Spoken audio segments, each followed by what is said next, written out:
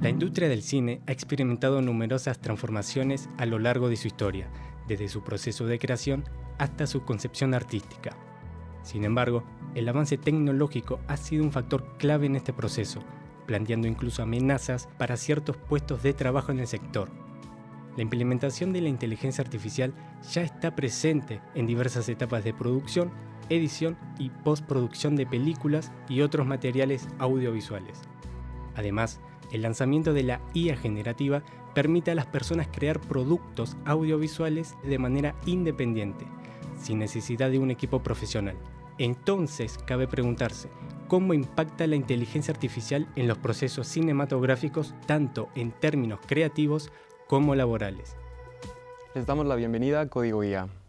En el programa de hoy exploraremos las transformaciones que está provocando la inteligencia artificial generativa en el mercado y en la industria audiovisual, poniendo especial énfasis en el cine. Para profundizar en la temática, tenemos con nosotros a Ángel Cardoso, realizador audiovisual especialista en el campo digital. Bienvenido a Código IA, Ángel, gracias por acompañarnos. Gracias por invitarme. Bueno, queríamos empezar por preguntarte qué facilidades le brinda la IA a las producciones audiovisuales. Bien, la IA es una herramienta y como toda herramienta brinda facilidades a la hora de trabajar. Yo creo que lo más importante que nos aporta hoy en día el uso de inteligencia artificial en la industria del cine es la aceleración de algunos procesos que antes podían ser más extensos y tediosos. La posibilidad de trabajar de forma en masa, ¿no? o en lote, poder hacer una misma transformación en muchos archivos, en muchas imágenes a la vez. Y después tenemos un sector que está vinculado a lo que es la inteligencia artificial generativa, que creo que ahí lo que más nos aporta es la posibilidad de testear o probar cosas que se nos ocurran de forma rápida y de forma sin muchos recursos, sobre todo recursos económicos, para poder primero validar esas ideas y después, en todo caso, hacer un desarrollo más profesional o más acabado de eso que acabamos de testear. Ya. Y pensando más en esta inteligencia artificial generativa, ¿cómo crees que impacte en términos creativos, además de esta aceleración? Bueno, en términos creativos también pueden haber como varios puntos de vista. Por un lado están aquellos puntos de vista a los cuales yo utilizo la inteligencia artificial para trascender un bloqueo creativo, de alguna forma, ¿no?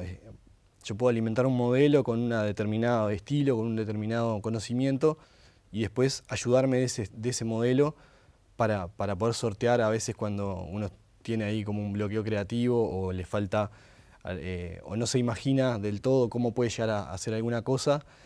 Después, en esto que te comentaba, cuando uno quiere transmitir una idea, si uno no tiene la suficiente habilidad para dibujar, por ejemplo, o si uno no tiene la suficiente habilidad para pintar y quiere explicarle cómo va a hacer tal o cual cosa a otra persona, puede ser un cliente, puede ser a un docente o lo que sea, puede utilizar estas herramientas generativas para, a través del diálogo y a través de la creación de buenos prompts, que son estos textos que uno genera para explicarle a los modelos qué es lo que uno quiere, poder generar algunas imágenes que nos ayuden a explicarnos mejor de qué es lo que queremos lograr.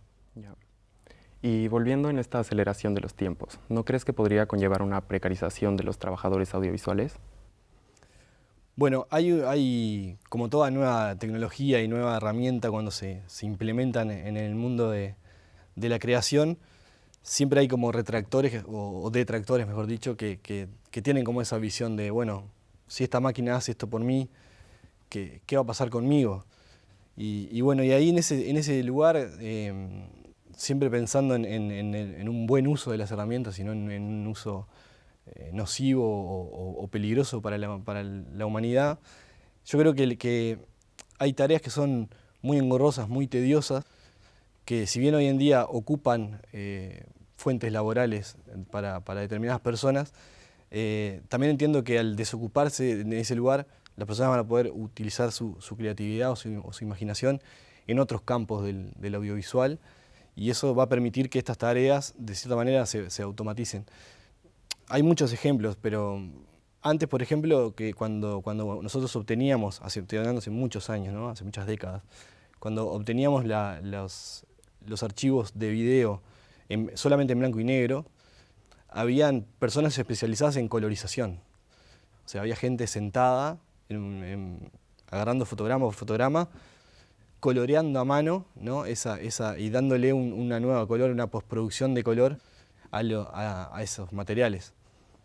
Después, cuando se introdujo el mundo del digital y empezamos a trabajar de manera digital, todos esos oficios se tuvieron que reinventar, tuvieron que cambiar de lugar en la industria.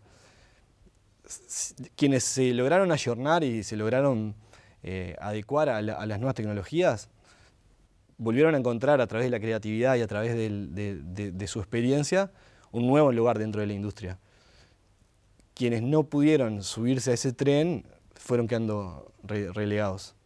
Y eso en realidad pasa con todas las tecnologías.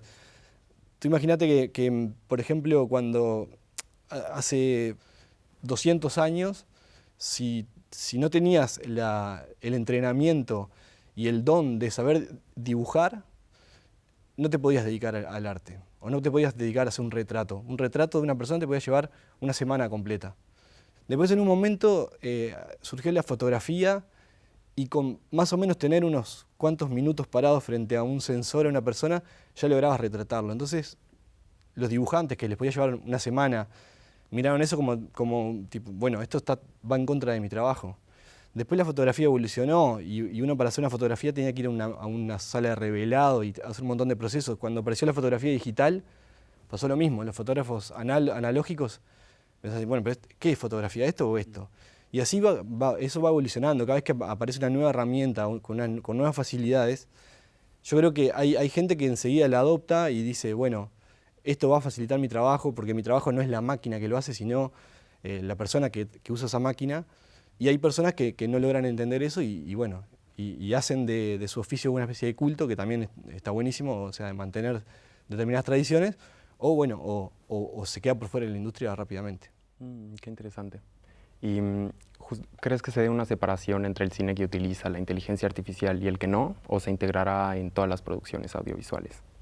Sí, yo creo que el cine como tal no va a tener escapatoria a esta tecnología. De hecho, no creo que quiera tener escapatoria, porque nosotros utilizamos la inteligencia artificial hace muchos años, hace muchísimos años. Quizás esta nueva ola de inteligencia artificial generativa sí sea como algo más llamativo, pero nosotros usamos para hacer un balance de blancos, que es como indicarle al software que tal píxel de la imagen corresponde al color blanco, y en base a eso automáticamente ajustar el resto de los píxeles de ese fotograma y de todo el material. Y eso es un proceso que se hace automáticamente a través de un algoritmo y ustedes, como te decía hoy, imagínate tener que hacer balance de blanco, fotograma a fotograma, de forma manual, retocando el color. Esto funciona de forma automática. Pasa, por ejemplo, ahora con todo el tema de accesibilidad.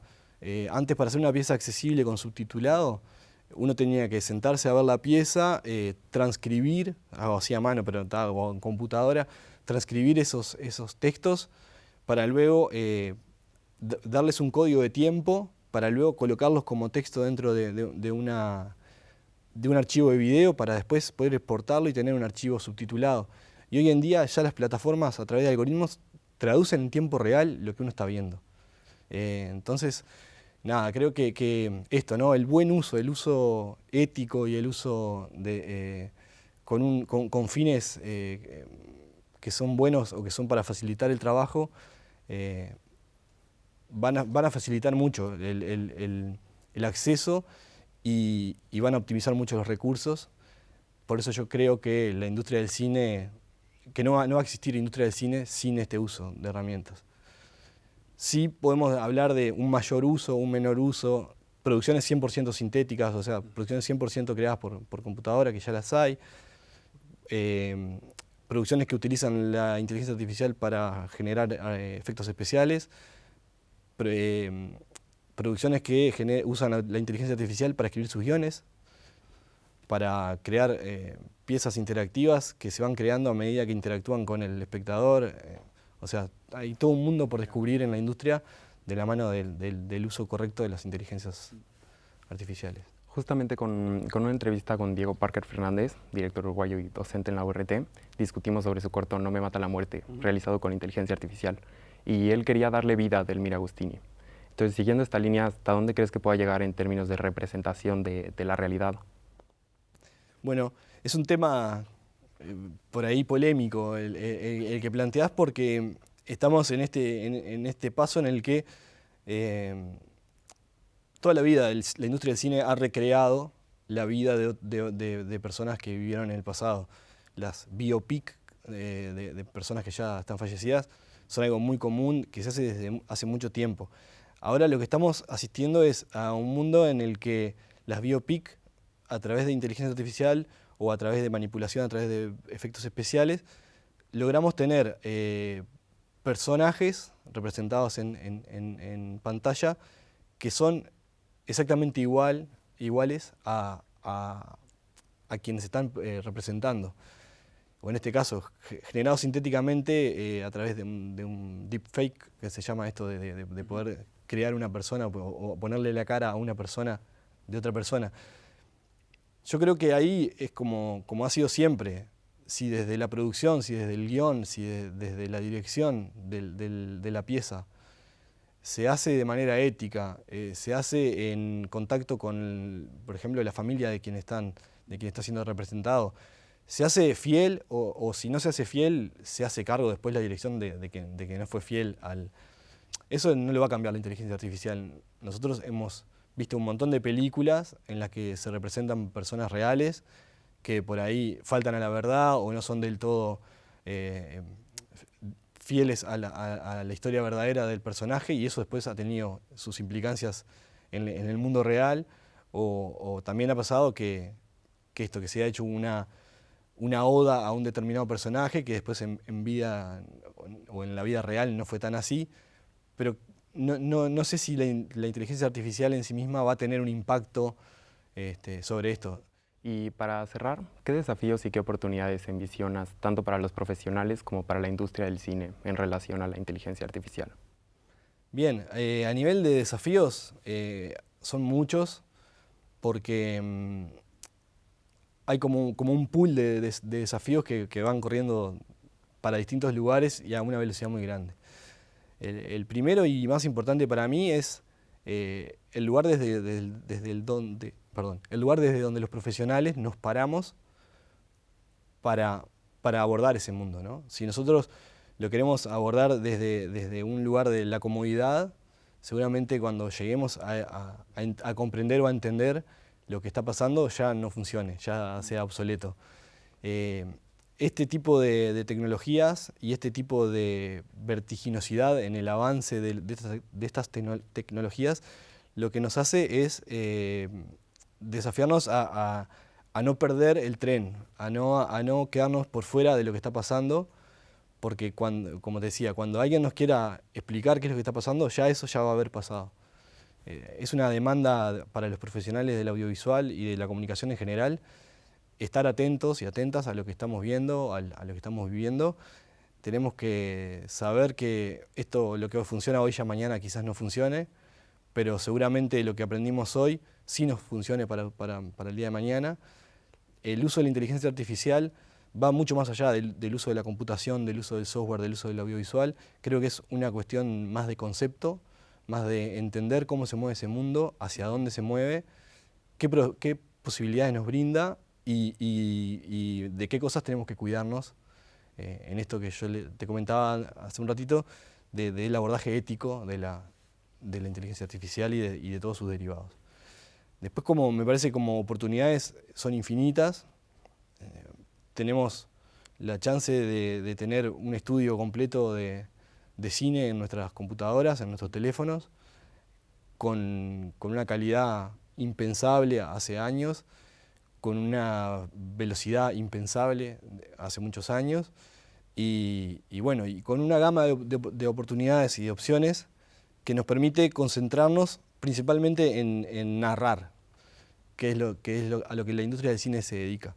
La industria del cine se dedica a contar historias, a narrar y a poder transferir desde la pantalla a quienes están mirando una historia. Entonces, si nosotros perdemos de vista esto y nos ponemos 100% pensando en lo que son las herramientas, en lo que son las técnicas, en lo que son los personajes, los actores, o si son animados, no sé qué, podemos tener muchas discusiones, pero la industria del cine y el core de la industria del cine va a estar en contar historias.